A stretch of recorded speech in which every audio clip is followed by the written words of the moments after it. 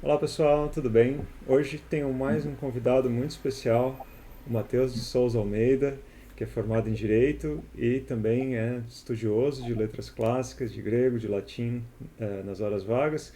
Auto-intitulado crítico mirim, mas na verdade é um dos melhores críticos literários que eu conheço, um leitor de poesia assim de mão cheia, um negócio espetacular. Eu já indiquei o blog dele várias vezes aqui no canal e não canso de indicar porque os textos dele são maravilhosos. Matheus, muito obrigado por topar esse convite para falar de poesia. Dá um alô pro pessoal aí. Nossa, Léo, eu que agradeço. Fiquei muito, muito honrado com o convite. Um projeto fantástico. São aulas assim, é o tipo de coisa que daqui para frente, se alguém me perguntar, mas qual que é a sua opinião sobre isso? Me ensina esse tal assunto, eu só vou jogar o vídeo. Fala, não, é que eu assino embaixo, ó. Legal, Fantástico. muito bom. Então, eu convidei o Matheus para dar sequência ao curso que a gente está fazendo, né? Eu fiz aquele curso sobre métrica, aí chamei o Manuel para a gente conversar sobre rima e falei, Matheus, me ajuda com algum tópico seguinte aí que você achar que faz sentido na ordem lógica aqui do que a gente está acompanhando. Dei algumas sugestões e o Matheus chegou com uma ideia muito legal. Matheus, diga lá o que a gente vai falar hoje. Bem, gente, eu trouxe a ideia da gente falar sobre a ordem das palavras. No poema, claro, serve de uma maneira mais ampla para qualquer texto, mas eu quero tentar refletir com vocês de que modo essa ordem das palavras ela funciona nos poemas, alguns efeitos possíveis de construção. Acho que já posso pôr a apresentação, né? Eu vou colocar aqui, eu preparei uma apresentação, gente, espetacular para vocês, com recursos tecnológicos, assim, avançadíssimos. Estão vendo aí? Que é uma assim, eu usei o melhor da minha técnica audiovisual para fazer isso aqui para vocês. Vocês vão ficar emocionados. No final tem uma mensagem muito bonita que eu coloquei, gravada, com efeitos especiais, CGI e tudo mais. Vocês vão achar fantástico. Acho que pode começar, né, Léo? Vambora. Eu vou deixar meu microfone no mute enquanto você fala, porque aqui tem muito barulho e meu microfone capta tudo. Manda ver. Não, beleza. Bem, gente, então vamos lá, né? Ordem das palavras. Começar a entender um pouquinho como isso funciona. Eu trouxe para vocês o verso da Eneida. É um verso que aparece duas vezes na Eneida, primeiro lá no canto 4, verso 129, e depois no canto 11, é o verso de abertura. Eu acho mais fácil você prestar atenção nesse verso lá no canto 11 do que no canto 4, né? Porque no canto 11, como ele está abrindo, aí você tem mais espaço assim para prestar atenção nesse verso. Ele diz o seguinte, Oceanum inter surgens aurora reliquit. Significa literalmente a aurora raiando, enquanto isso, a aurora raiando abandona o oceano. E assim, o latim é uma língua um pouquinho diferente, né, do português e de muitas outras línguas neolatinas, no sentido de que em latim a ordem das palavras ela é muito mais fluida, porque você tem uma marcação morfológica no final da palavra que indica qual é a função sintática que ela desempenha. Então, se você tem essa marcação no final da palavra, você não precisa ficar colocando ali cada palavra no seu acento determinado, né? Você pode fazer uma bagunça, você pode pegar aquilo ali. Eu não sei se vocês já assistiram, mas no YouTube mais das antigas, tinha um cara, um canal chamado Will It Blend. O cara tinha um liquidificador super louco, não sei se esse canal existe ainda, mas ele jogava tudo que vocês puderem imaginar nesse liquidificador, assim, sabe? O Ah, eu cara. lembro disso. Ele Você jogava lembra? até parafuso, né? E moía tudo. Exatamente, o cara é louquíssimo, louquíssimo. E assim, é lógico, né, que a sintaxe do latim não é um will it blend, né? Você não vai jogar as palavras, apertar o mixer e dar um efeito aleatório, né? Os poetas, eles construíam, eles tomavam essa liberdade, partindo do princípio de que eles conseguiam colocar as palavras numa ordem mais fluida, e eles tiravam partidos diversos, né? Tiravam muitos efeitos de sentido nessa colocação das palavras, às vezes até realizando uma espécie de desenho sintático. Desenho sintático é o que esse verso que eu coloquei para vocês ele faz, né? Porque a primeira palavra do verso é oceanum, ela é o objeto direto, né, o complemento verbal do verbo que só aparece lá no final, que é reliquid, né? Ou seja, a aurora abandona o oceano. Então, você começa a ler o verso, né, depois que você está ali estudando latim, você aprende o quê? Você aprende a memorizar as terminações da palavra, né? Então, se você começa o verso e você lê oceano, você já sabe, isso aqui é complemento direto de alguma coisa, isso aqui é um complemento verbal, não sei do que, mas você já processa essa informação na sua cabeça. Aí você toca o barco, continua lendo ali o verso, você não sabe que verbo vai aparecer, mas você já sabe que aquela palavra oceano é um complemento verbal. Então passa o verso todinho sem essa certeza. Só lá no final é que você vai descobrir que oceano é o complemento verbal de abandono, ou seja, é a coisa que foi abandonada. Isso contribui para, como que num desenho, expandir o tamanho do oceano dentro do verso. Mas aí entra um detalhe extraordinário desse verso, que é o seguinte: ele é composto de 5 palavras, e 5 é um número ímpar, né? Então você tem 2 palavras do lado esquerdo, 2 do lado direito, e no meio do verso você tem a forma surgens, que é um particípio presente, né? O mesmo que surgindo, raiando. Então é como se o Virgílio desenhasse para a gente o raiar do sol. Ou seja, é como se ele estivesse desenhando um oceano muito extenso na nossa frente, e no exato meio desse oceano tem o sol nascendo, tem a aurora que está raiando. Aí eu pus aqui embaixo, né, uma tradução que eu fiz em que eu tentei criar esse mesmo efeito, né, em que tem 1, 2, 3, 4, em que eu tenho 4 palavras na esquerda, 4 na direita, e no meio eu tenho a palavra aurora. Eu tentei fazer essa firulinha para manter esse efeito de sentido, né, da aurora, do raiar da aurora ocupando exatamente a metade do verso. E bem, esse é um exemplo muito claro, né, de como a ordem das palavras pode sugerir uma espécie de desenho para a gente. Mas, assim, em língua portuguesa, a gente pode também construir alguns desses efeitos. A gente tem algumas ferramentas para construir coisas do tipo, né? A gente não tem essa ideia da marcação morfológica, mas a gente tem outros recursos, né? E o primeiro que eu trouxe para vocês é o hipérbato.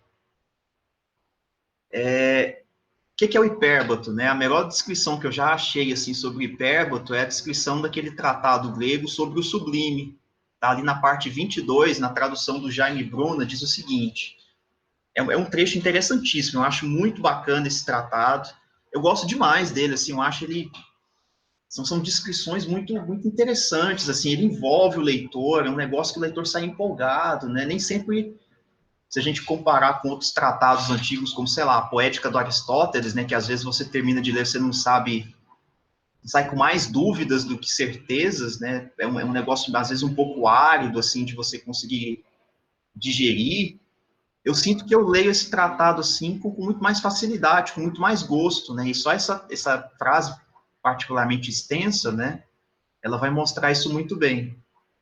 Ela diz assim: as pessoas realmente encolerizadas, apavoradas, indignadas ou arrebatadas ordinariamente pelos ciúmes ou por alguma outra paixão, pois as emoções são variadas e inúmeras, sem que se possa dizer quantas sejam, muitas vezes iniciam um assunto, saltam para outro, intercalam de passagem incisos descabidos, depois, numa reviravolta, tornam ao primeiro e completamente transtornadas, impelidas como ao sopro de um repiquete em giros súbitos de cá para lá, mudam as palavras, mudam os pensamentos e de todos os modos, em 1001 voltas, mudam a ordem para fora do encadeamento natural.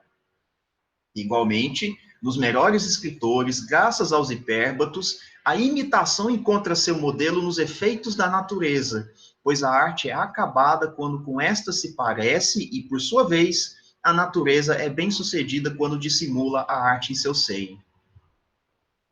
Assim, como eu falei para vocês, é uma citação fantástica, né? Uma frase assim eletrizante. E ele está dizendo, em outras palavras, que o hipérbole é uma maneira, né, que os bons escritores usam de conseguir imitar a natureza, os efeitos que a natureza causa.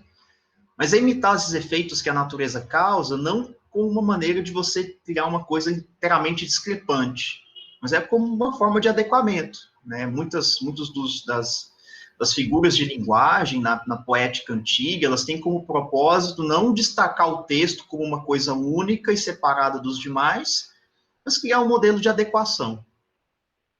Bem, como modelo de hipérbato, né, o hipérbato ele significa, basicamente, colocar a ordem das palavras fora da sua ordem natural. Então, se as palavras têm uma ordem que é comum no nosso dia a dia, eu mudo a ordem dessas palavras, eu bagunço.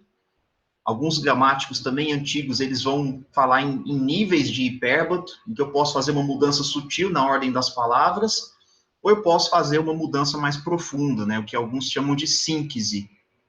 Mas eu vou chamar só hipérbato, tá? Eu acho que essa distinção entre hipérbato e síntese é aquele tipo de coisa assim que só bagunça, né? É muito Essa coisa subjetivo, né?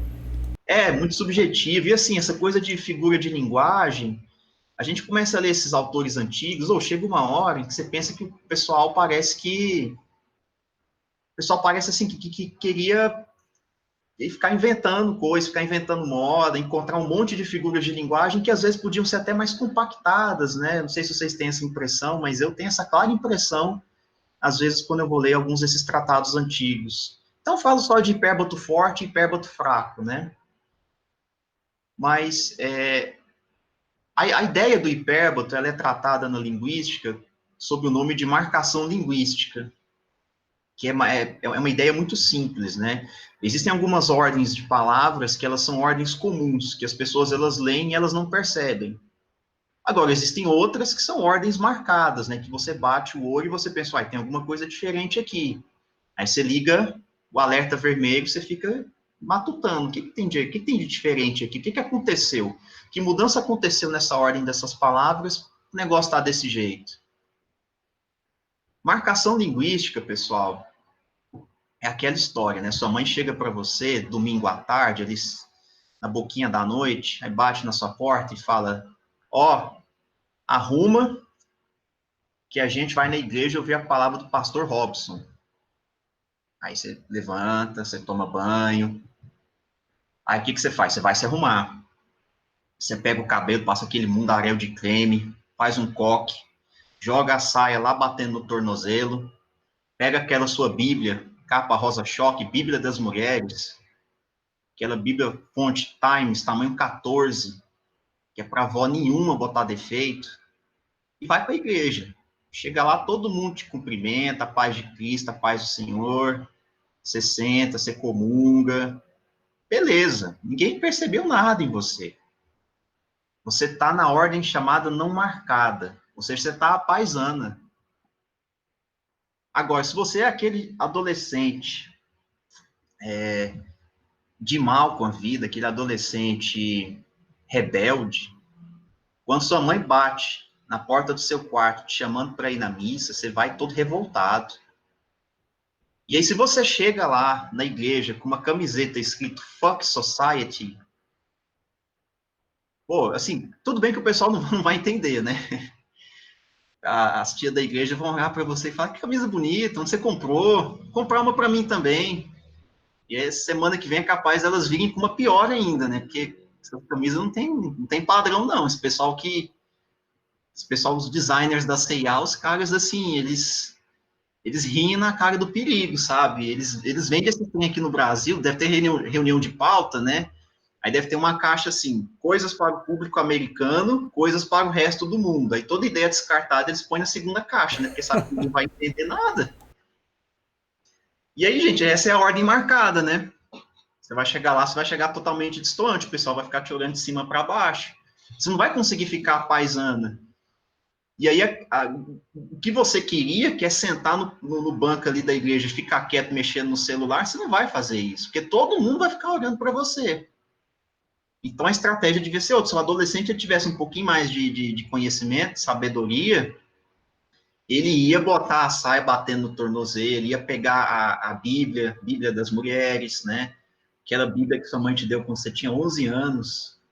Você queria ganhar um CD da Britney, sua mãe te deu uma Bíblia. Decepção, né, gente? Aí você usaria esse outfit, né? Você usaria esse outfit para ir na igreja que ninguém ia perceber nada. Então, hipérbato é isso, é você ir na igreja com a camisa inadequada, né? Olha lá, ensinamentos para a vida aqui. Então, ensinamentos para a vida. O hipérbato mostrando para vocês como sobreviver no ambiente evangélico, essas coisas, né? Mas, brincadeiras à parte, assim, a ideia do hipérbole ela é muito natural. Eu trouxe para vocês um exemplo aqui, é a primeira estrofe de um poema chamado Vaso Grego, de um autor chamado Alberto de Oliveira. Acho que todo mundo já deve ter ouvido falar nesse poeta. É um poeta quase folclórico, né, dentro da sala de aula. O parnasianismo como um todo é aquela escola literária assim que o professor ele ensina com lágrimas nos olhos, né? Porque ele queria estar falando do modernismo, mas ele, enfim, né, ele tem que falar do parnasianismo, infelizmente, esses poetas chatos, conservadores, que escreviam sonetos, e aí ele fala com toda a má vontade, né? É como se quase como se a mãe dele tivesse falado para ele limpar o quarto. Você vai limpar de qualquer jeito, você vai jogar a calça para um lado, você não vai dobrar direito. Aquela roupa que sua mãe te entregou dobradinha, você vai jogar de qualquer jeito na gaveta, que é o mesmo esquema. O cara vai pegar a poesia parnasiana, não tá nem aí. Vai explicar de qualquer jeito e vai pegar um poema desse, vai tripudiar em cima, vai dar a entender para os alunos que o poeta parnasiano só falava de vaso. Não, o poeta parnasiano não é. O parnasiano só fala de vaso, parece que só tem esse assunto, né?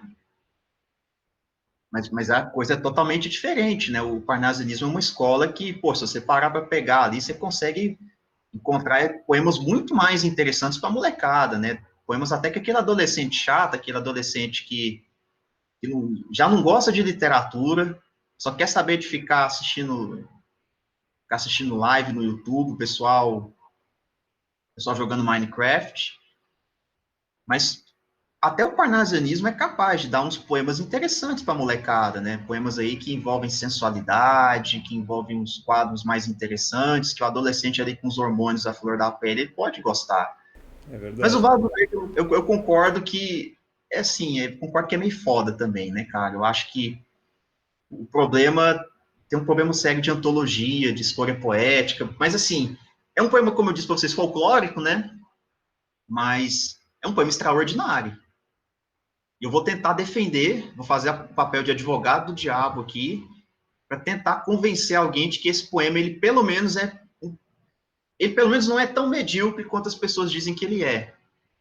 A estrofe original é da esquerda, e na direita eu coloquei uma ordem direta, né? Então, o poema diz: Esta, de áureos relevos, trabalhada de divas mãos, brilhante copa um dia, já de aos deuses servir como cansada, vinda do Olimpo, a um novo Deus servia. Ou, se você quiser fazer uma prova, assim, para ferrar a turma, sabe? Se algum dia acontecer um apocalipse zumbi, a coordenadora do curso, ao invés de falar para você passar todo mundo de ano, falar que você reprova todo mundo, é só você jogar essa primeira estrofe e pedir para a molecada fazer uma análise sintática disso aí. É um troço doido. Aquele exemplo que eu falei para vocês do Will It Blend, é isso aí. Alberto Oliveira, certeza que ele jogou isso aí no liquidificador. A ordem direta é o seguinte: esta brilhante copa de áureos relevos, trabalhada por mãos divinas, um dia vinda do Olimpo, servia a um novo Deus porque já estava cansada de servir aos deuses. A ideia básica do poema é que ele encontrou esse vaso grego, é um vaso que tem uma origem muito antiga, mas que hoje ele serve a um novo Deus, né? Sugerindo que ele tem um novo proprietário, né? Essa escolha, um novo Deus, eu enxergo como uma escolha um pouco irônica do Alberto de Oliveira, né? Ele não está dizendo literalmente que é um novo Deus que é o detentor dessa taça, mas sim que é um novo proprietário, né? Como se fosse um novo Deus do mercado, um novo Deus burguês. Não sei, acho que é uma hipótese de leitura que talvez possa ser desenvolvida um pouco melhor. Eu não conheço muito a obra do Alberto de Oliveira, mas eu acho que seria um caminho interessante para interpretar esse poema. Mas notem que, assim, a ordem das palavras, ela está muito distante da ordem natural. O quarto verso, para mim, é o ápice. O quarto verso começa com o advérbio já.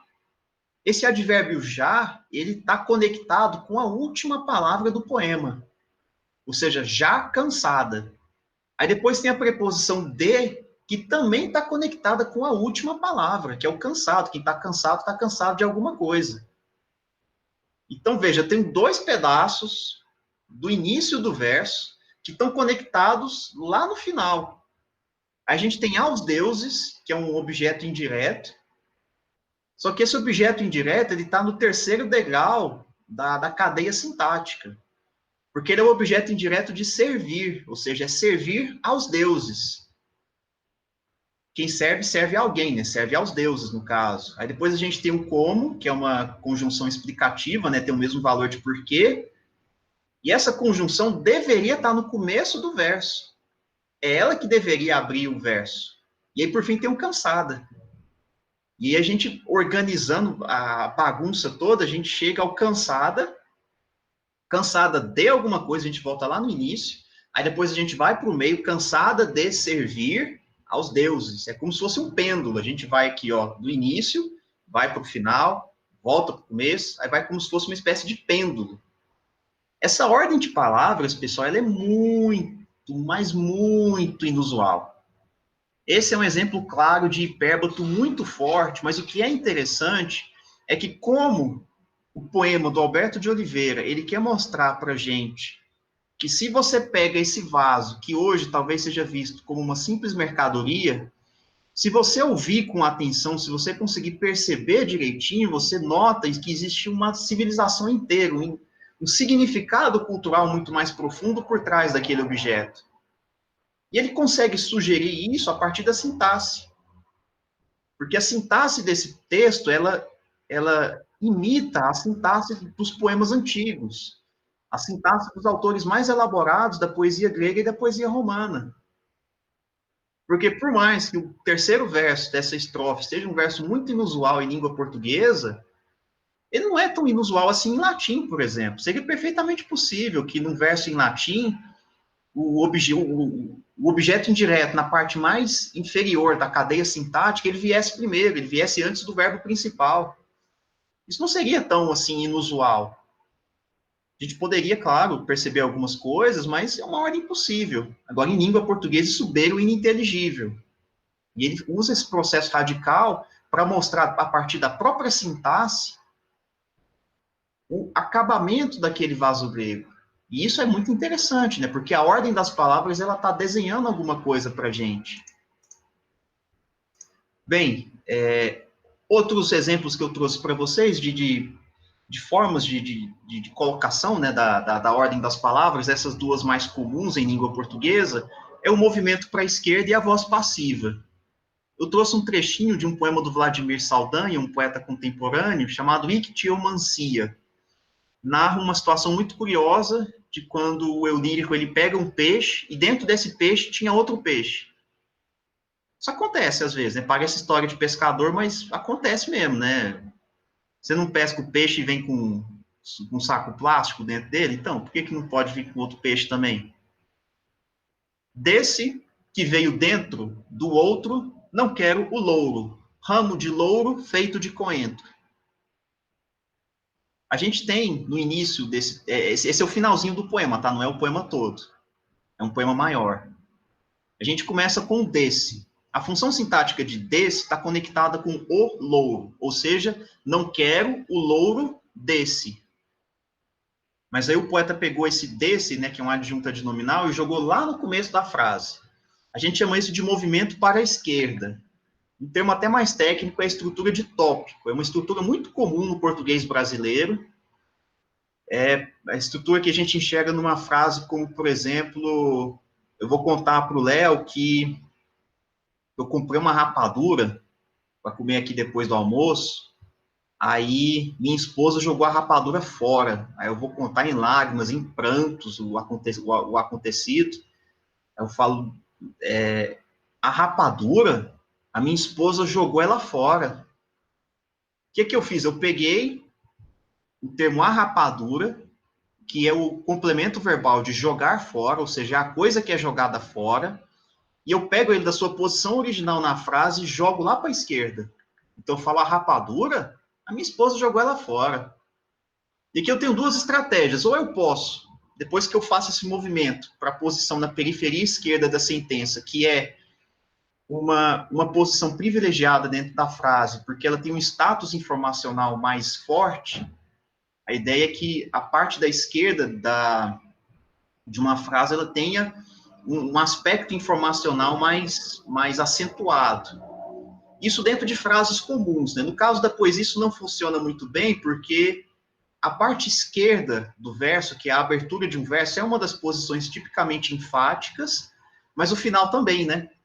Porque num poema rimado, por exemplo, o final do verso, que é a posição de rima, ele sempre recebe um destaque, né? Que é um destaque rítmico e sonoro. Mas, de todo modo, nas frases corriqueiras, né, jogar para a esquerda um determinado termo é dar uma certa ênfase para ele.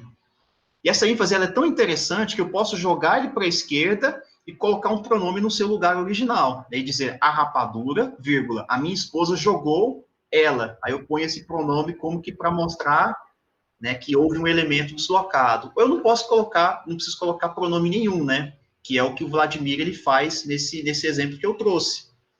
Então ele diz, não quero o louro. Mas o elemento deslocado, ele deixou um espaço em branco dentro da frase original. Ele só moveu esse elemento para a esquerda e não colocou nada ali do lado, que acontece também muito no português brasileiro, né? Eu poderia dizer, por exemplo, a rapadura, a minha esposa jogou fora. Jogou fora o quê? É a rapadura, que está lá no começo da frase, que foi deslocado. Então, esse movimento para a esquerda é um movimento típico de ênfase, né? De você conseguir atribuir uma ênfase na ordem das palavras. E nesse caso desse poema do Vladimir é curioso porque como ele movimenta esse elemento, esse adjunto adnominal, o adjunto adnominal é tratado pela gramática tradicional como um termo acessório da frase, né? A gente aprende, por exemplo, que numa frase o sujeito é o elemento sobre o qual se diz alguma coisa. E assim, essa é uma definição possível, mas ela é um pouco capenga na medida em que nem sempre é o sujeito o elemento sobre o qual se diz alguma coisa. Quando você tem esse movimento para a esquerda, esse elemento deslocado, ele é também um assunto, é o tópico, né, da frase. Então, o que o Vladimir faz aqui é como que desentranhar esse peixe e desenhar um pouco para a gente esse movimento de desentranhar esse animal dentro do outro. Porque ele literalmente ele pega um termo da frase original e ele desloca esse termo. Ele joga ele lá para a esquerda dentro de uma frase determinada. Então é como se simbolicamente ele estivesse tirando o peixe dentro do outro e extraindo ele. Né? Então, assim, ele faz esse trabalho, assim, é um uso da sintaxe bem curioso, né? Um outro exemplo que eu trouxe é o da voz passiva. Aí eu trouxe esse exemplo desse poema do Francisco Botelho, que é o Et foras ploravit, que é um poema que narra um episódio bíblico envolvendo aquela situação em que Jesus diz para Pedro que ele negaria 3 vezes, negaria o seu nome 3 vezes. Aí Pedro acha aquilo ali estranho, e o poeta ele reflete a respeito de como que o Pedro, que num primeiro momento era um personagem tão valente, né, tem uma passagem até ali no Horto das Oliveiras, em que ele chega a ferir um dos guardas que vieram a prender, né, tentar aprisionar Jesus, e depois ele se mostra como um personagem covarde e amedrontado.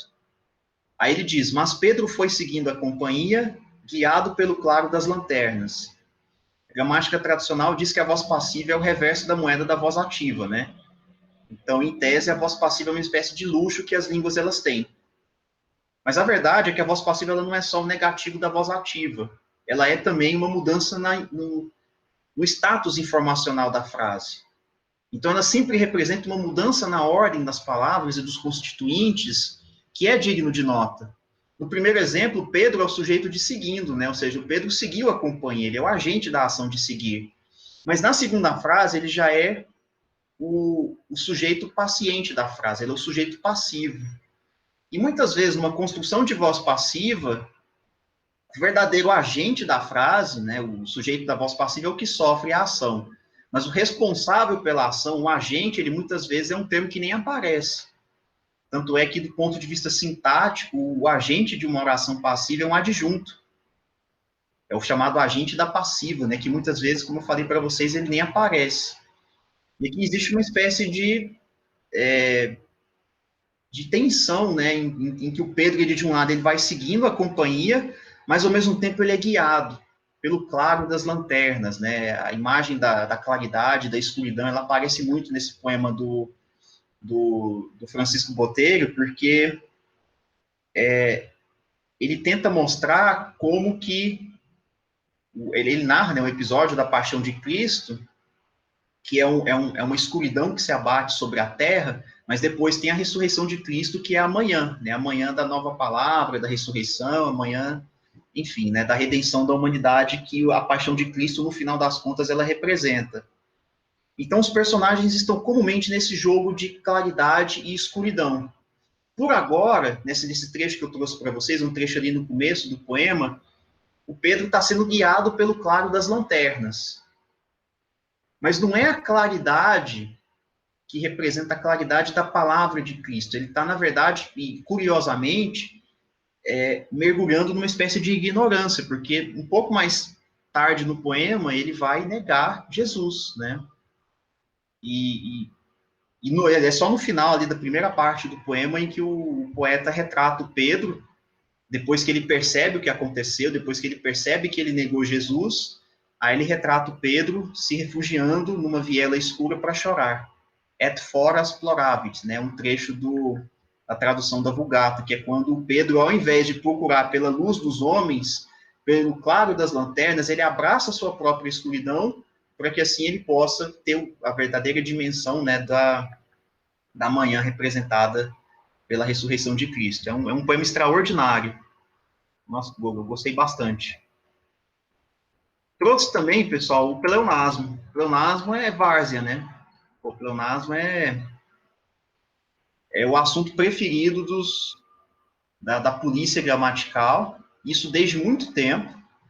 Um gramático romano do período tardio, Donato, ele define pleonasmo como a adição de palavras supérflua ao sentido, como sic ore locuta est, que significa assim falou com a boca, no lugar de locuta est, ou seja, falou. Por De essa fato, lógica, a gente joga o Homero no lixo. Né? pois é.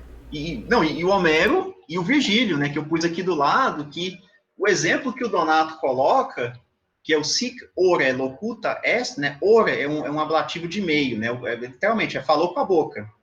Assim, qualquer pessoa que escutasse isso, você pôs, sei lá, numa entrevista de emprego, numa redação de vestibular, de concurso, ou você vai levar um zero de um tamanho, você vai perder o rumo.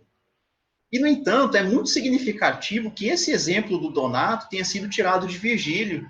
É o verso 614 do primeiro canto, em que o Virgílio diz, sic ore locuta est.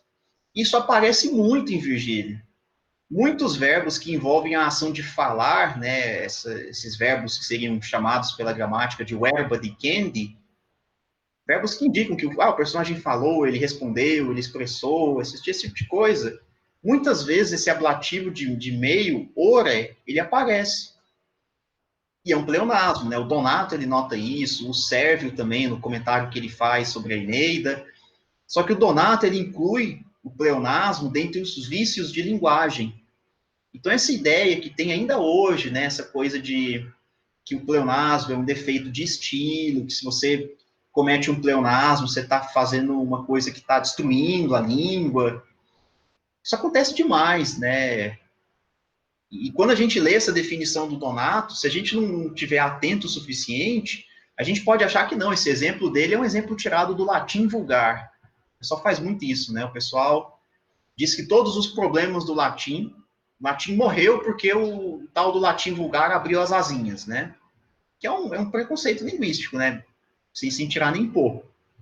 Porque o Donato, ele não está tirando um exemplo da fala do povo, mas está tirando um exemplo do poeta épico maior da literatura romana. Eu trouxe um outro exemplo de um pleonasmo muito folclórico em língua portuguesa, que é o entrar para dentro. Qualquer gramático aí que aparece um domingo à tarde, um domingo na hora do almoço aí no jornal, né?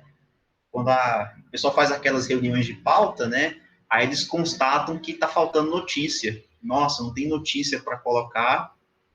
E aí eles resolvem chamar algum gramático para falar sobre a língua portuguesa, né? O cara vai ensinar você a colocar vírgula, a diferença entre mais e mais, concordância, e vai falar de pleonasmo, né? Aí ele fica tirando um monte de pleonasmo da cartola. Ele vai falar desse entrar para dentro. Fala, não, se você diz entrar para dentro, você é burro. Ele não vai falar com essas letras, né? Porque tem um certo decoro, mas ele vai basicamente falar isso. Não, você é burro se você escrever falar entrar para dentro. E, no entanto, eu trouxe aqui esse exemplo do canto 2 de Os Lusíadas, estrofe 5, em que o Camões ele diz, né? E diz que porque o sol no mar se esconde, não entra para dentro, obedecendo. Tá aí Camões, ó, usou entrar para dentro. Então, se o Camões pode, por que a gente não pode também, né? Fica a mística aí. Mas, de todo modo, o pleonasmo, ele é uma figura de linguagem que dá ênfase a determinados termos dentro de uma frase, né? Ele tem muitos motivos, ele tem muitas motivações do pleonasmo, mas uma delas, isso acontece especialmente no pleonasmo, na fala cotidiana, é para você reforçar a sua mensagem. As nossas mensagens, elas são frágeis do ponto de vista informacional, né? A gente pode incorrer em maus entendidos com toda a facilidade do mundo, e o pleonasmo, ele ajuda a que a gente não seja mal entendido. Pois bem, eu trouxe essas possibilidades, né, de construção, envolvendo não só o hipérbole, que é um tipo de linguagem, uma figura de linguagem mais comum vamos dizer assim, na poesia, entre aspas, elevada, mas tem algumas mais comuns, né, como o movimento para a esquerda, a voz passiva, o próprio pleonasmo também, que são formas de você mudar a ordem das palavras, né, de uma determinada frase. Pois bem, vamos dizer assim, a minha tese, né, o que eu queria discutir com vocês, na verdade, é o seguinte: a ordem das palavras de uma frase, geralmente esse é um assunto que é debatido no seguinte sentido. Eu pego a ordem da palavra de um texto determinado e eu contrasto com a ordem comum que a gente escuta todos os dias, né, com a ordem que seria mais palatável para o leitor contemporâneo. Mas eu quero propor, na verdade, que a ordem das palavras é um sistema de ênfases. E esse sistema de ênfases, ele não é apenas, vamos dizer assim, entre aspas, calculado. A gente não pensa esse sistema de ênfases apenas em contraste com a linguagem comum, mas em contraste com outras formas discursivas também. Então, se eu encontro uma determinada expressão dentro de um texto e eu constato que ele está em desacordo com a ordem natural das palavras, essa é uma maneira de eu tratar e estudar a colocação das palavras naquele texto.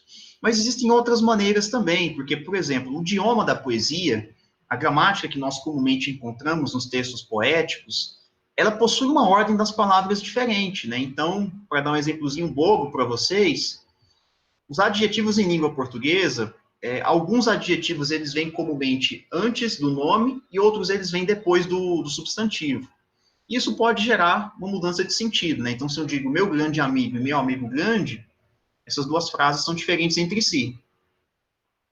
Mas alguns outros adjetivos, eles não admitem essa mudança, né? Então, se eu falo uma rosa vermelha, é estranho, né, imaginar alguém dizer uma vermelha rosa.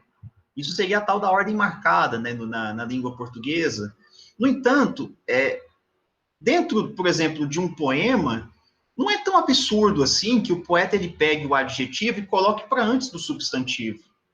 Se você tem uma carga, uma bagagem de leitura que, vamos, sei lá, um pouquinho grande, você já consegue perceber que é muito comum que os poetas eles façam esse tipo de movimento ali dentro do seu texto.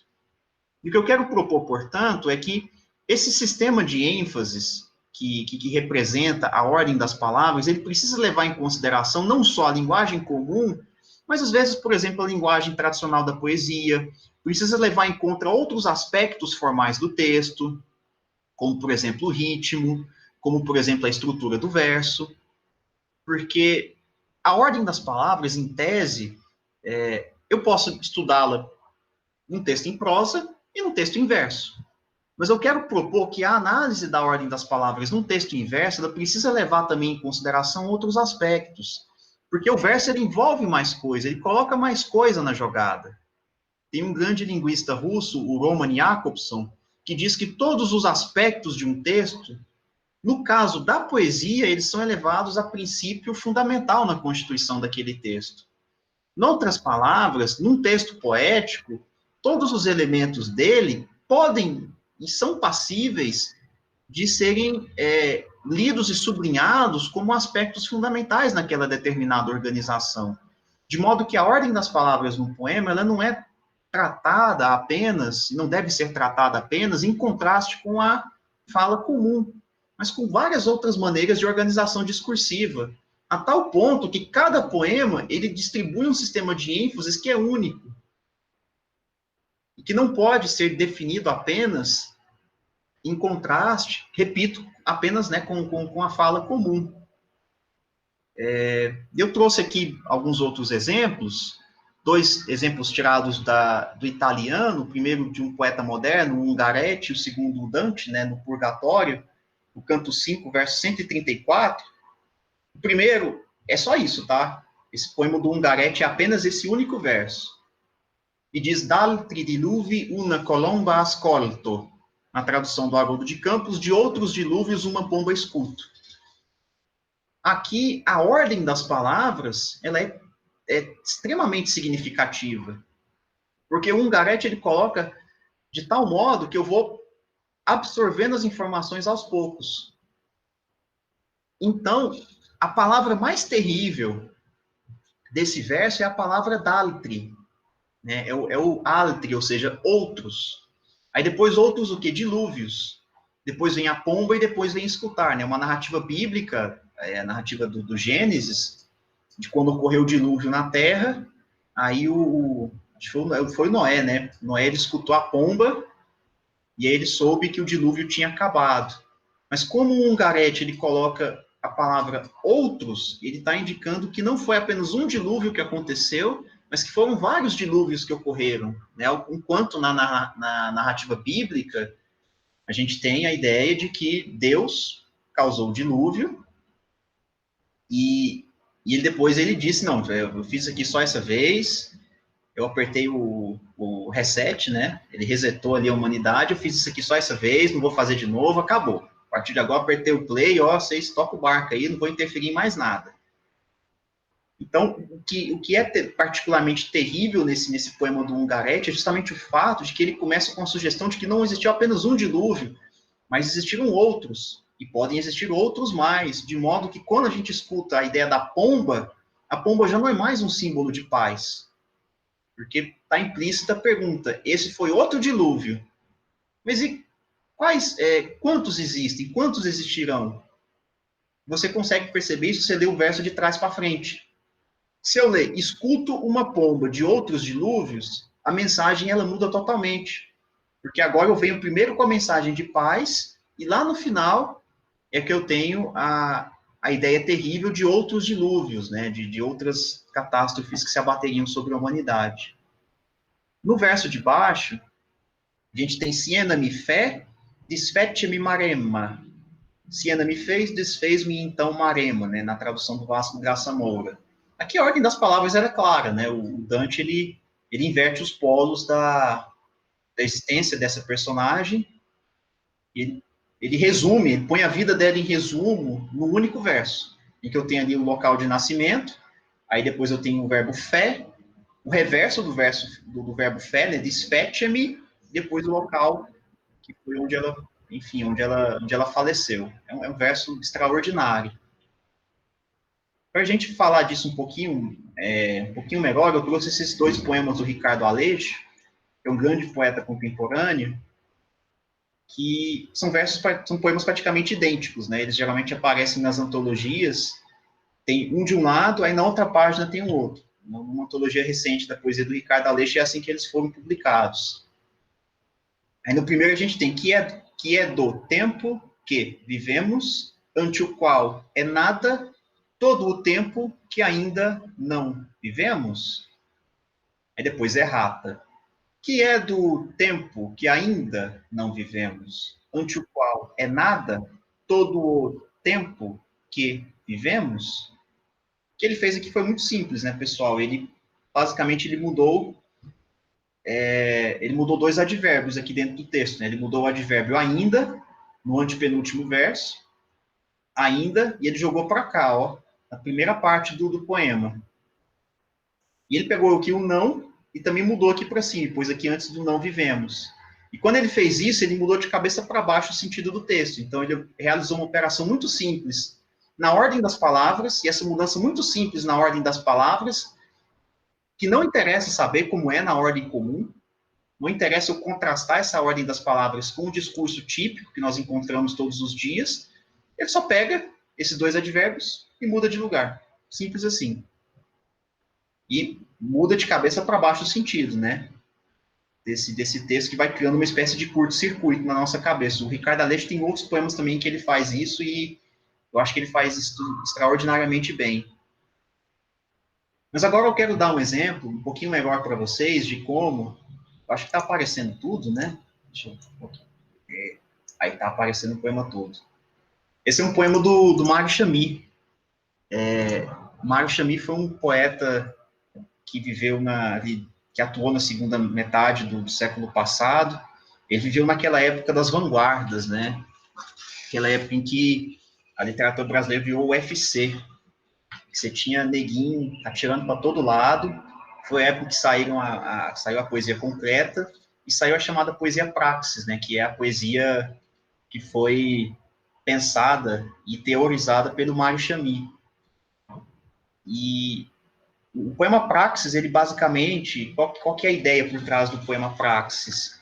É de você recriar esteticamente, recriar dentro dos materiais que você tem, num poema, você recriar aquilo ali, recriar a estrutura íntima da realidade, recriar as relações que você, poeta, consegue enxergar, de tal modo que o leitor que travar contato com o seu texto, ele vai conseguir vislumbrar mais ou menos qual que é a dinâmica daquele retrato da realidade que você conseguiu observar.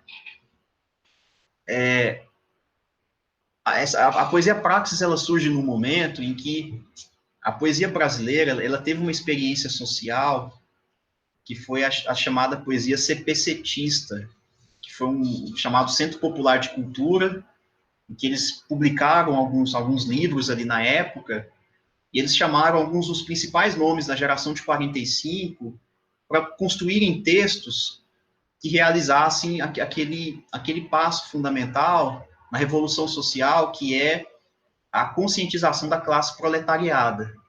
Então, eram poemas que fizessem com que os operários, as pessoas comuns, elas se percebessem da realidade ao seu redor. E aí eram poetas que conheciam muito bem as formas tradicionais e que escreviam poemas voltados para o público. Então, por exemplo, Ferreira Goulart, nessa época, vai escrever cordéis, né? Então, o cara que ele havia entrado na aventura da literatura de vanguarda, ele escreve cordéis para chegar até o povo. A estratégia do Mário Chamy é diferente. O Mário Chamy, ele sabe que o homem do campo não vai entender esse poema que eu coloquei para vocês. E ele disse que está tudo bem se o homem do campo ele realmente não conseguir entender esse texto. Ele sabe disso. Porque ele entende que não é razoável baratear a qualidade e a construção do texto, esperando que esse texto vai chegar até a pessoa comum, até as pessoas comuns. O que ele quer é criar um texto de tal modo que qualquer pessoa que entre em contato com ele consiga entender as dinâmicas do campo, que é o que ele está retratando nesse livro Lavra, Lavra. Ele tem outros em que ele fala também de outras áreas da sociedade, né? Tem um, por exemplo, chamado Plano Plenário. Esse eu estudei na minha monografia de curso. O Léo falou que eu sou formado em Direito, mas assim, eu sou daquele jeito, né? Porque a minha monografia foi mais sobre literatura do que sobre direito. E tá bem, eu passei, tá certo, né? O pessoal me deu 10 ali, é o que importa, né? Vamos, segue o baile, né?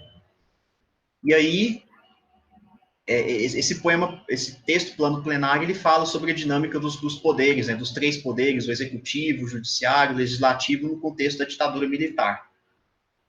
Vamos lá, então, esse poema dele, Plantio. Vamos lá. Cava, então descansa. Enxada, fio de corte corre o braço de cima e marca. Mês da sonda. cova. Joga, então não pensa. Semente. Grão de poda larga a palma de lado e seca. Res de Mária. Cava.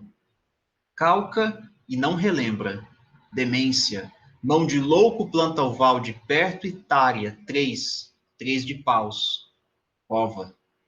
Mória e não dispensa. Adubo. Pode esterco mancha o rego de longo e forma nó de resmo. Joga. Troca, então condena. Contrato, que de paga perde o ganho de hora e troça. Mais de ano. Cova, e não se espanta. Plantio, fé e safra sofre o homem de morte morre. Res da fome, cava.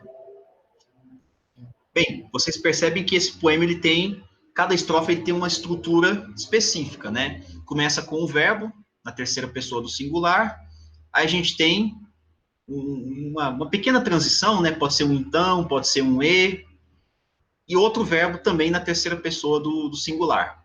Ou seja, ele faz alguma coisa e depois ele faz outra. São duas ações seguidas. Aí no terceiro verso a gente abre com o substantivo.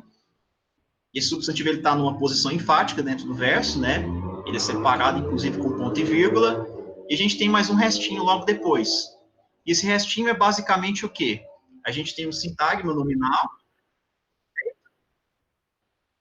A gente tem um verbo. E depois a gente tem um complemento verbal. No quarto verso, a gente tem geralmente uma estrutura de advérbio, né? Que vai especificar a ação do verso anterior. Então, na primeira estrofe, por exemplo, fio de corte corre o braço de cima. E que a ideia aqui é não que que ele corre o braço de cima, isso não faz sentido. Ele corre de cima o braço. A ideia seria mais ou menos essa. Ou então, na segunda estrofe, grão de poda larga a palma de lado, ou seja, de lado está especificando que ele larga de lado a palma. A ideia é mais ou menos essa. Aí a gente tem o verso 5, né, que começa também com um verbo. Depois nós temos duas palavras repetidas e um complementozinho, né, que envolve uma preposição. E por fim a gente tem mais outro verbo na terceira pessoa do singular. Então é uma estrutura meio que fixa, né? E ele basicamente só vai mudando as palavras. E o que é extraordinário nesse texto é que a ordem das palavras a gente pode imaginar que é uma ordem fixa, né? Que, ou seja, não haveria propriamente falando uma mudança dentro da ordem das palavras ao longo desse texto. Ele está querendo mostrar para a gente que existe um movimento de repetição mecânica que envolve o plantio. No entanto, é justamente no seio dessa estrutura tão fixa que existem algumas mudanças que elas são dignas de nota. Se vocês contrastarem a primeira estrofe, essa daqui, com a última, vocês percebem que existem sim algumas mudanças na ordem das palavras. Essas mudanças elas são dramáticas. Porque o poema abre dizendo que ele cava. Como eu falei para vocês, o primeiro verso ele contém um verbo. Mas o último verso ele contém um substantivo, cova. Ou seja, o agricultor, ele se depara com uma cova e ele não se espanta. Isso, por menor que seja, é uma mudança muito significativa na ordem do texto, porque está indicando para a gente que o processo todo do plantio, de alguma forma, dentro daquele contexto social, de uma situação de muita miséria, que vai ser retratada muito especialmente em outros poemas do Lavra Lavra, é uma situação de tal modo que o homem do campo, ele não está apenas cavando para realizar o plantio, mas ele está cavando a própria cova. Essa é a imagem que está por trás desse texto. É uma imagem muito terrível, né? E o Mário Chamier, ele consegue esse tipo de construção a partir de movimentos mínimos das palavras que podem ser imperceptíveis se a gente pensar na ordem das palavras como apenas uma ordem radical, né, como hipérbatos que são realizados, para que a gente consiga perceber que a ordem ela mudou. Mas o que eu quero propor para vocês é que vocês observem isso aqui a partir de uma ótica distinta, ou seja, que vocês observem que o sistema de ênfase desse texto é um sistema diferente, é um sistema único, de modo que uma mudança muito sutil, como uma mudança no primeiro verso de um verbo para um substantivo, ela já é significativa o suficiente para sugerir uma mudança muito profunda na ordem das coisas. Então, o sistema de ênfase de um poema é um sistema único, e ele não pode ser pensado apenas em contraste com a ordem natural. Eu acho que até num poema desse, né, como esse aqui do Chamy, se você pegar essa ordem das palavras e contrastar com a ordem mais comum do nosso dia a dia, você não vai chegar a resultados muito significativos, né? O que vai ser realmente significativo é você analisar as mudanças internas que existem entre esses vários elementos dentro desse texto. Eu trouxe mais um penúltimo exemplo para vocês, que é um trechozinho de um livro que foi publicado há pouco tempo atrás, pelo Sérgio Maciel. Ele é um dos editores da Escamandro. É uma peça teatral, vocês conseguem encontrar no site da editora uma leitura dramática que o Sérgio organizou, com várias outras pessoas, né, que leram esse livro todo. É um texto fantástico, é uma recriação da tragédia de Édipo. E ali, a certa altura, o Sérgio ele diz o seguinte, né, o coro da peça diz o seguinte: veloz feito corisco é a desgraça, sobre a margem aguda da terra, todas as flores que rasgaram a terra, todas as flores estão perdidas, tudo está perdido, tudo está preto marcado pelo preto, breu sobre breu, e pior que o breu, esta luz sem corpo a ferir imagens.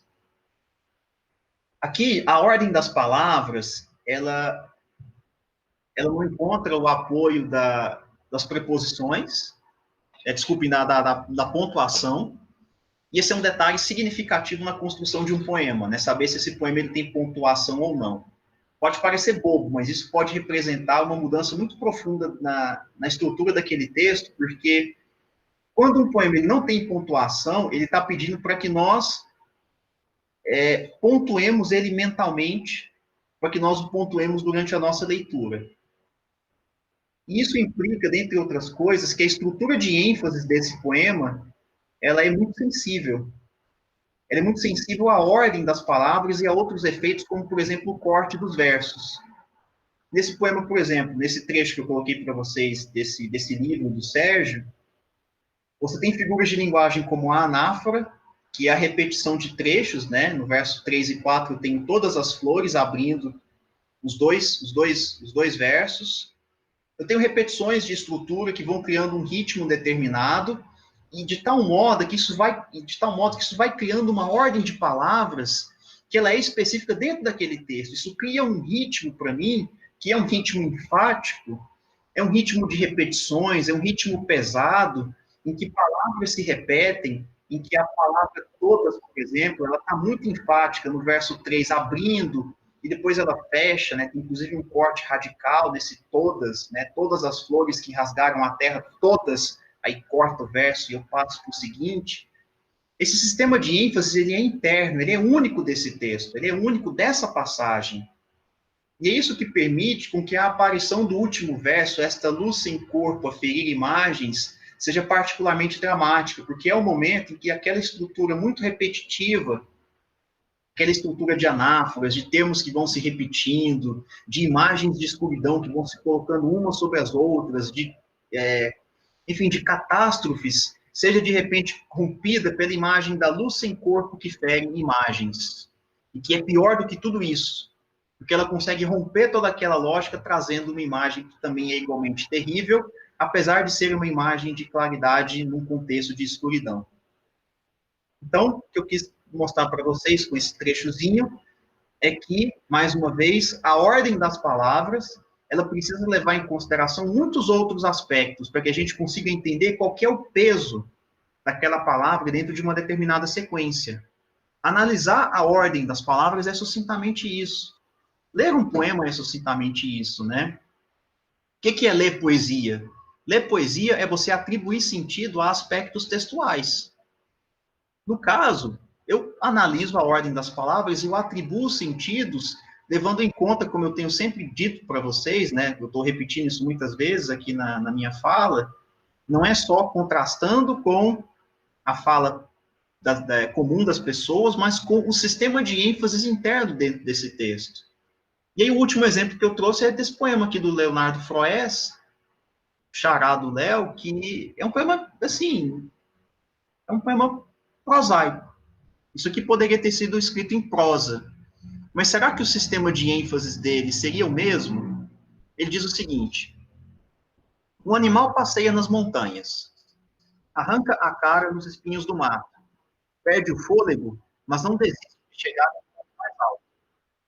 De tanto andar fazendo esforço, se torna um organismo em movimento reagindo a passadas. E só. Não sente fome, nem saudade, nem sede, confia apenas nos instintos que o destino conduz. Puxado sempre para cima, o animal é um imã, numa escala de formiga que as montanhas atraem. Conhece alguma liberdade quando chega ao cume. Sente-se disperso entre as nuvens, acha que reconheceu seus limites, mas não sabe ainda que agora.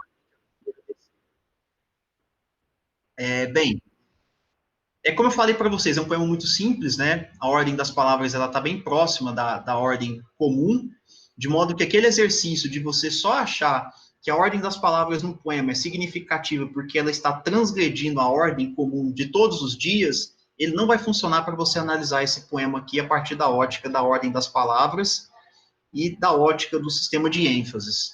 Você precisa levar em consideração outras ferramentas que só a poesia é capaz de dar para a gente. Então, por exemplo, no segundo verso, notem que existem duas ações. Ele arranca a cara e ele perde o fôlego. Ler poesia, basicamente, é fazer perguntas. Então, você olha para o texto, você se pergunta por que aquilo está daquele jeito e você tenta se perguntar se não poderia estar de outra maneira. É assim que você vai conseguir ler o poema, ou seja, você vai conseguir atribuir sentido a aspectos dele. Por que o poeta colocou essas duas ações num único verso? Será que se depois da vírgula ele tivesse iniciado um outro verso, esse poema teria o mesmo sentido? A minha resposta é não. Porque a ordem das palavras nesse texto, quando eu falo ordem das palavras, eu estou me referindo a uma ordem muito mais ampla, que não é apenas uma ordem das palavras, mas é uma ordem dos constituintes de um texto, ou seja, é uma organização interna, é isso que eu quero sugerir. A organização interna, a maneira exata com que o poeta escreve, envolve outros aspectos também. E nesse caso, um deles é o de realçar a ideia adversativa no verso imediatamente depois, ou seja, ele junta essas duas ações num único verso, porque ele quer contrastá-las de uma maneira mais intensa com o verso que vem logo depois, que começa com mas, não. Ou seja, ele arranca a cara, ele perde o fôlego, mas ainda assim ele não desiste de chegar ao ponto mais alto. De modo que, nesses dois versos em específico, a análise das ênfases que são dadas no texto precisa levar em consideração o corte dos versos, precisa levar em consideração a maneira exata como o poeta escreveu. Um último exemplo que eu daria, eu vou deixar depois vocês brincarem com esse poema, porque ele esconde muitas dessas coisas, é nesse verso aqui, ó. Puxado sempre para cima, o animal é um imã.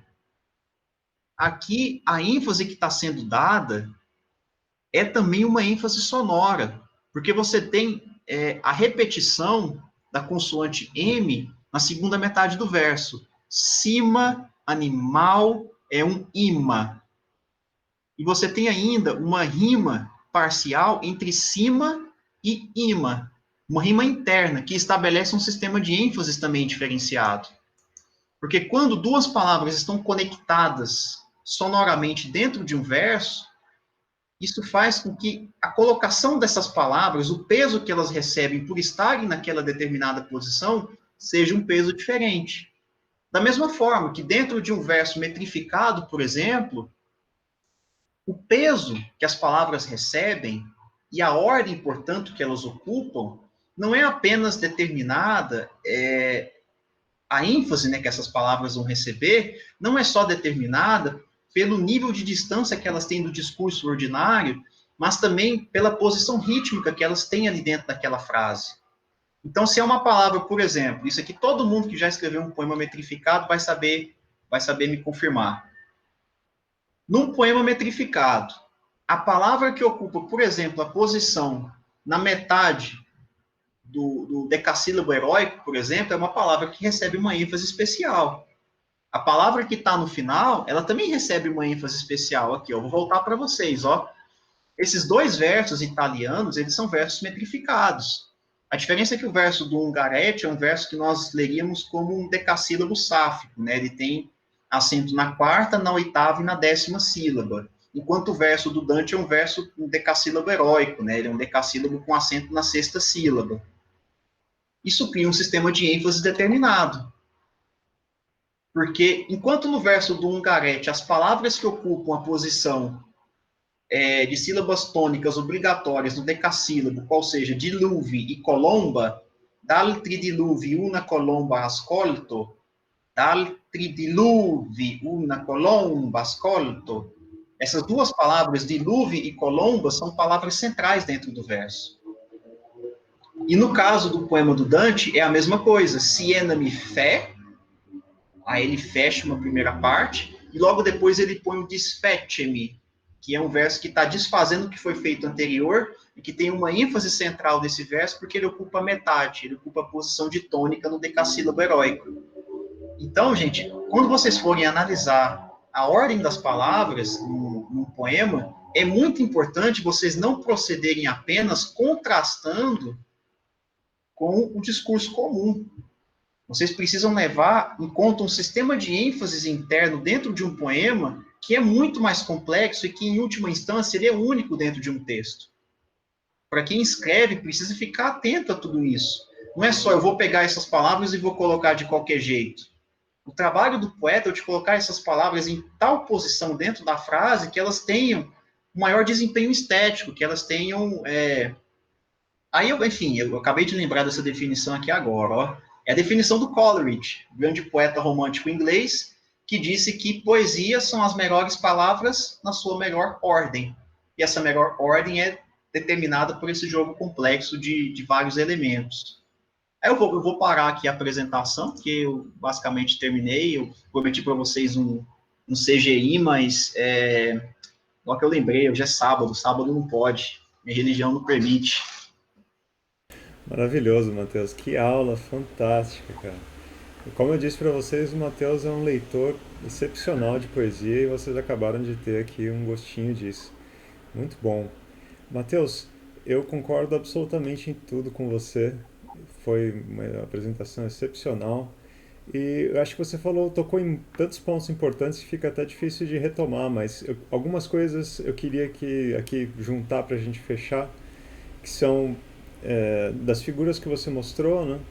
Você falou sempre da ordem corriqueira, da ordem do poema, do que é melhor, do que é pior, do que chama atenção, do que não chama atenção, o pleonasmo, né? Usar ou não usar o pleonasmo, a gramática vai te dizer para não usar, mas aí você vai chegar no Camões, no Virgílio, no Homero, vai encontrar pleonasmo, e aí, pode usar ou não pode usar? Talvez o nosso ouvinte agora fique assim em dúvida, né? O que eu faço então, né?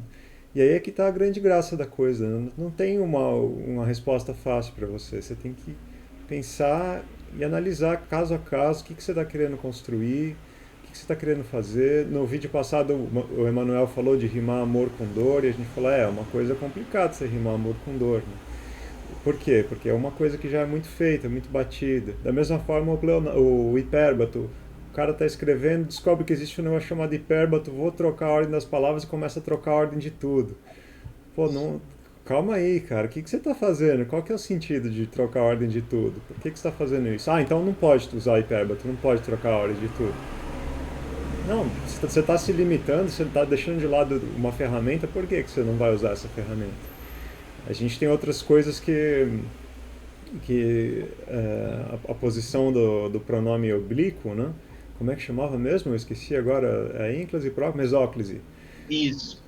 A mesóclise, hoje em dia, não pode usar. A mesóclise que pega mal, né? Fica aquela coisa, parece o discurso do Temer. Mas a mesóclise, se você souber usar, ela é que nem o rimar amor com dor. É difícil. É assim, é que nem colocar alecrim na comida. Você não vai jogar assim com a mão cheia. Você tem que saber o que você está fazendo. Então tem alguns artifícios, ou porque eles não são usados, ou porque eles são usados demais, que você só vai usar realmente, assim, nível hardcore para poder usar esse negócio e ficar bom. Eu acho que Hipérbata é uma dessas coisas, a mesóclise, rimar amor com dor, né? Tudo isso que é muito batido, ou que não é feito nunca porque já tem uma pecha assim de isso aqui é mau gosto. Se você usar isso daí e ficar bom, vai ficar bom ao extremo, mas a chance de ficar ruim é muito grande, né? Porque você está criando, como você disse, né? Em diálogo com uma tradição, em diálogo ao que é visto como comum, ao que não é comum, dentro de um contexto de uma obra também, como você mostrou no poema, né? Você está variando o seu discurso em relação ao que já foi dito antes dentro de um poema ou dentro de outros poemas do mesmo livro, ou de livros semelhantes com os quais o seu livro dialoga. Enfim, é um sistema de relações muito grande que você pode criar e com o qual você pode brincar na hora de escrever sua poesia. Achei que falar sobre essas coisas aqui para tentar dar uma juntada no final, porque a sua exposição foi fantástica, Matheus. Gostei muitíssimo. Eu não teria feito uma exposição tão boa assim. Eu digo, o Matheus ele fala que ele é o crítico mirim, mas ele tem um peso assim impressionante. O cara é muito bom leitor. A dica que eu gosto muito de dar, Léo, assim, para quem tá escrevendo e tá com essas dúvidas todas, né, porque, assim, eu sei que assusta um pouco, né, porque o cara pensa, puta, meu, não vou conseguir pensar nisso tudo, né, não vou conseguir pensar em todas essas relações, e tá tudo bem. Você não vai porque é lógico, não dá para pensar em tudo, né, muitas vezes o poeta, ele é guiado só por, assim, um instinto, né, não, eu acho que aqui fica melhor. O poeta tem ouvido, tem um instinto e o cara é bom mesmo, o cara vai treinando isso com o tempo. Mas, ao mesmo tempo, é muito bacana você buscar ter consciência desse tipo de coisa. Você só consegue treinando a sua leitura, né? Mas para não ficar só no processo de leitura, eu acho que o exercício mais extraordinário na formação do poeta é a tradução. Porque traduzir, você vai desmontar um texto, você vai procurar enxergar o máximo de coisas que você conseguir nele, e aí depois você vai empregar as ferramentas que você tem para as ferramentas que você tem à disposição, que você conhece, então, eu sou poeta, eu sei metrificar, eu sei rimar, eu sei escrever um soneto. Pega um soneto de Shakespeare, desmonta e tenta recolocar essas peças. Então, se você identifica, por exemplo, que esse verso, esse soneto aqui de Shakespeare, o cara faz um jogo aqui com as palavras. O Shakespeare faz demais, isso é mato em Shakespeare, né? Como que eu vou recriar isso? Aí você usa as ferramentas e você vai começar a tomar consciência das suas ferramentas. Eu acho que o bacana do trabalho da tradução para o poeta é isso, é ele passar a ter consciência do peso das suas escolhas. Para ele não usar o hipérbato, o amor com dor, a mesóclise de forma gratuita. Para que ele veja ali que, olha, eu estou usando isso daqui, mas para traduzir isso, para chegar nesse efeito no meu leitor e tudo mais. Então, essa consciência é fundamental no trabalho do poeta. E se você conseguir desenvolver isso, gente, mal não vai fazer. O máximo que vai acontecer é você ser um poeta menos ruim, mas mal não vai acontecer. Esquece essa história de que o poeta não pode ser muito cerebral, porque senão estraga o mistério da criação poética. Não. Você pode continuar curtindo demais o trabalho da sua poesia. É você não ligar o piloto automático, né? Eu acho que no final é isso. Às vezes o poeta, ele escreve só por instinto, ele senta assim, embaixo o santo, o cara entra em transe, vira o Chico Xavier, ele escreve doidado 1 milhão de versos ali. Não, passa um tempo maior com o seu poema, sabe? Pô, aprende a curtir o processo, testa desse jeito, testa do outro, reescreve, escreve de novo. Não trata o seu poema como um trem que você vai desovar logo ali. Escrevi, já vou desovar, jogar na rede social, ficar aquelas publicações no Facebook, né, que o povo, a pessoa, aparece a notificação assim, fulano de tal te marcou numa publicação e mais 49 pessoas. Coisa boa não é, gente. Coisa boa não é desconto, tá? Não é desconto na livraria da Folha que o cara tá te mandando, não é isso, tá? O cara é porque ele publicou um poema ruim e marcou 49 pessoas. Então curte o processo, pô. Curte brincar com o seu texto. O texto cresce muito depois que você passa a ter esse carinho por ele. Eu acho que isso enfim, eu escrevo bem de vez em quando, mas quando acontece, né?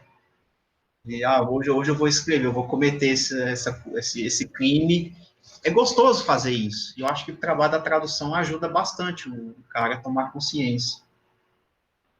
Matheus, muito obrigado por ter topado fazer essa conversa com a gente, mostrar, fazer essa apresentação. Quer fazer seu jabá agora? Fazer uma propaganda dos seus Opa, cursos, das suas páginas? Faz aí pra galera. fato. Claro. Ô, pessoal, então, estamos aí, né? Queria humildemente pedir para vocês apertarem aí na urna eletrônica meu número, brincadeira. É, eu mantenho, né, o meu blog, Formas Fixas, tem toda quarta-feira às 8 da noite, eu deixo postagens programadas, mas é possível que nesse finalzinho de ano o blog ele deu uma certa hibernada porque eu estou com alguns outros projetos, aí eu não estou conseguindo achar tempo para publicar nele, então pode ser que ele dê uma pequena hibernada de alguns meses. Além do blog, eu tenho também a página de Instagram, Aurea Mediocritas Zero, em que eu publico também todos os dias, às 8 da noite, publicações diversas sobre latim. Até pouco tempo atrás era todo dia, mas agora, quarta-feira, eu já não estou fazendo. Sábado eu estou pensando, domingo assim, eu também estou quase abandonando também. Eu quero tentar manter um ritmo de 3 publicações pelo menos por semana para não ficar muito pesado assim. Mas tem muita coisa lá, assim, se você se interessa por latim, tem um conteúdo do básico até o avançado, assim. Por exemplo, quinta-feira eu pego a primeira catilinária do Cícero e eu tô lendo pedaço por pedaço com a galera. Eu acho que eu vou acabar quando a pandemia acabar. E assim, eu tô na parte 8. Falta um tempo, não queria dar essa má notícia para vocês não, mas... e além disso, eu também tô terminando não, começando, né? Gravar um curso online de latim, vão ser aulas gravadas até o primeiro semestre do ano que vem, devo lançar esse curso. E então, se você gosta aí, galera, dá uma conferida lá na página que tô usando como método, um método desenvolvido por uma professora da Federal do Espírito Santo, a Leni Ribeiro, um método chamado Latina Eloquio, um método muito gostoso de estudar. Se você não sabe nada, se você não sabe patavinas de latim, o curso é para você mesmo. A gente vai começar do zero e vamos até uma pequena antologia de trechos de literatura latina que eu montei ali no final, que é para acompanhar o aluno do comecinho até, enfim, até começar a aventura dele com os originais. E é isso, eu agradeço mais uma vez, Léo, pelo convite. É uma honra, é um projeto fantástico. Galera aí que se interessa por leitura de poesia, por escrita também de poesia. Eu vejo muito assim, eu vejo muita picaretagem, sabe, de uns tempos para cá, o pessoal fazendo curso de poesia. E assim, é uma abordagem sempre muito vaga, é aquela coisa de formação do imaginário, de não sei o que lá mais, e a galera, na boa, assim, pô, o pessoal tá assim, tá passando a perna, galera. Tá falando, não falando nada. Poesia tem muito de técnica envolvido, tem muito de. É como eu falei, ler poesia é basicamente o quê? Atribuir sentido a aspectos do texto. Você precisa aprender a identificar esses aspectos e a proceder com cautela na hora de atribuir o sentido. Basicamente é isso. Agora, para você conhecer a técnica interna, você tem que tem que estudar um pouco, assim, né? Um básico sobre métrica, sobre rima, sobre a técnica tradicional da construção do poema, mas também, claro, não só isso, né? Estudar poesia não é só estudar métrica, mas, então, acho que é um projeto fundamental. E além, claro, do projeto de grego também, que eu tô adorando. Muito bom, Matheus, muito obrigado. De fato, né? É que a gente está tentando ensinar a técnica e discutir coisas que requerem que a pessoa estude, se dedique. É sempre mais fácil dizer que a poesia é uma emanação do espírito humano e que você entrando em contato com a poesia, você vai descobrir o que há de belo no universo e vai entrar em contato com as forças primordiais que esculpiram a realidade e você vai se tornar uma pessoa melhor. Essas coisas são apaixonantes quando a gente ouve, né? Mas se a gente parar para pensar um pouquinho, a gente vai perceber que a gente está sendo ludibriado, caindo num discurso bonito que não significa nada, né? Não era isso que os poetas antigos estavam fazendo, eram outras coisas. E mesmo os poetas contemporâneos, você mostrou aí o Aleixo, ele não está entrando em contato com nada ali, ele está em cima do poema dele pensando pra caramba e imaginando o que eu vou fazer aqui para construir um sistema de signos que diz alguma coisa para o meu leitor. Muito bom, Matheus. Muito obrigado. Espero que você tope vir de novo, porque eu vou te convidar para ver mais vezes aí. Ah, pode deixar, mas aí tem que ser aquela ideia que a gente teve de analisar as letras do sertanejo universitário. Tá de pé ainda esse convite? Eu não estava sabendo dessa, não. Como é que é essa história? Mas se bem que tem uns. Outro dia não, antes da pandemia eu tava no Uber ouvindo, tocou um sertanejo universitário que eu achei interessante, cara. Se você topar, eu te chamo, a gente analisa umas letras. Então, fechou. Maravilha. Matheus, brigadão, cara. Grande abraço.